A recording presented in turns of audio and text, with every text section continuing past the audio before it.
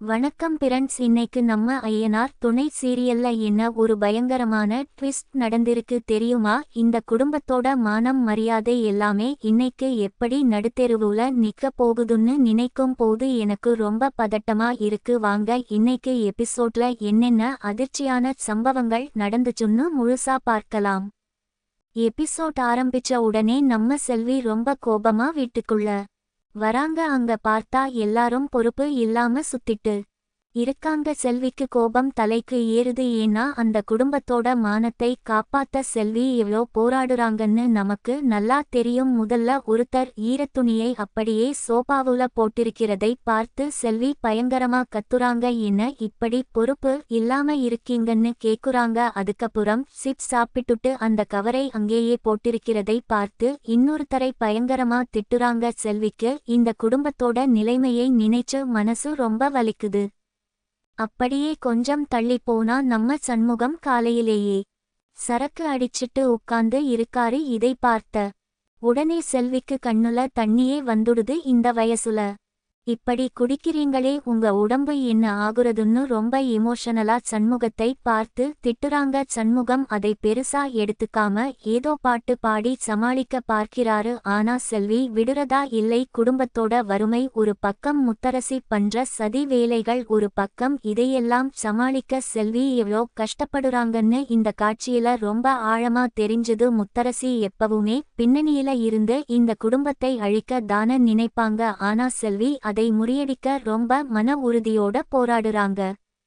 அதுக்கப்புறம் வீட்ல ஒருத்தர் சட்டையில பட்டன் போடாம நிக்கிறதை பார்த்து செல்விக்கு ரொம்ப கோபம் வருது. இது என்ன பழக்கம்? குடும்பத்துல பொம்பளைங்க இருக்கிற இடத்துல இப்படித்தான் மரியாதையே இல்லாம இருப்பியான்னு ரொம்ப கடுமையா திட்டுறாங்க. செல்வி சொல்றது 100க்கு 100 உண்மை தானே பிரண்ட்ஸ். இதையெல்லாம் பார்த்துட்டு எல்லாரும் பயந்து போய் ஆளுக்கு ஒரு வேலையை செய்ய ஆரம்பிக்கிறாங்க. ஒருத்தர் பாத்திரம் கழுவ போறாரு, இன்னொருத்தர் வீட்டை பெருக்க போறாரு. நம்ம ஐயனார் கிச்சன்ல சமைச்சுட்டு இருக்காரு. ஐயனார் எப்பவுமே குடும்பத்துக்காக ரொம்ப உழைக்கிறவரு. அவர் கிச்சன்ல அமைதியா குடும்பத்துக்காக வேலை செய்யறதை பார்க்கும் போது ரொம்ப பாவமா இருந்துச்சு. ஐயனார் தன்னோட மனைவியான செல்வி படுற கஷ்டத்தை நினைச்சு ரொம்ப ஃபீல் பண்றாரு.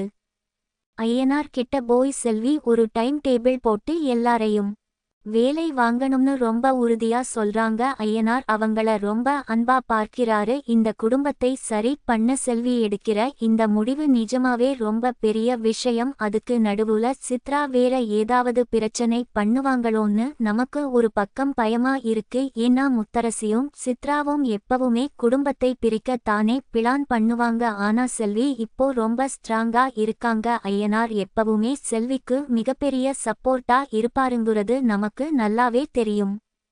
அடுத்து வீடு ரொம்ப மோசமா இருக்கிறதை பார்த்து செல்வி எல்லாரையும் கூப்பிட்டு உட்கார்ந்து பேசுறாங்க. வீட்ல ஒரு நல்ல சோபா இல்ல, பிரிட்ஜ் இல்ல, டிவி இல்ல. இத்தனை நாளா எல்லாரும் என்ன பண்ணிட்டு இருந்தீங்க? இனியாவது எல்லாரும் சம்பாதிச்சு வீட்டுக்கு ஒரு தொகையை கொடுக்கணும்னு ரொம்ப எமோஷனலா பேசுறாங்க. அவங்க பேசுற ஒவ்வொரு வார்த்தையிலையும் இந்த குடும்பம் நல்லா வரணும்ங்கிற ஆதங்கம் ரொம்ப தெளிவா தெரிஞ்சது. எல்லாரும் செல்வி பேசுறதை கேட்டு தலை குனிஞ்சு உட்கார்ந்து இருக்காங்க. சண்முகம் கூட செல்வியோட இந்த எமோஷனல் பேச்சை கேட்டு கொஞ்சம் கண் கலங்குறாரு.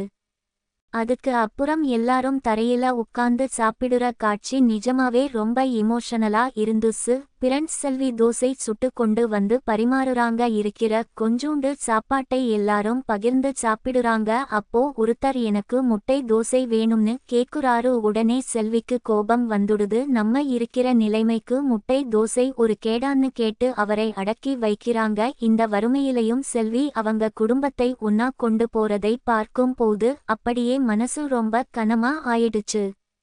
எபிசோட் கடைசியில ஒரு சூப்பரான ட்விஸ்ட் வச்சாங்க. எல்லாரும் வேலை செஞ்சுட்டு இருக்கும் போது செல்வி லேப்டாப்ல முக்கியமான ப்ராஜெக்ட் வேலை பார்த்துட்டு இருக்காங்க. அப்போ ஒருத்தர் வந்து நம்ம 2 பேரும் ரொம்ப ஆப்போசிட் கேரக்டர், ஆனாலும் எப்படி இவ்வளவு நல்லா செட் ஆகுறோம்னு ரொம்ப கியூட்டா பேசுறாரு. அதுக்கு செல்வி நீங்க ஜாலி டைப், நான் சீரியஸ் டைப், அதான் நம்ம காம்பினேஷன் நல்லா இருக்குன்னு சிரிச்சுக்கிட்டே சொல்றாங்க. இந்த சீன் பார்க்கும் போது ரொம்ப ரம்மியமா இருந்துச்சு. செல்வியோட இந்த அன்பும் கண்டிப்பும் தான் இந்த குடும்பத்தையே காப்பாத்த போகுது.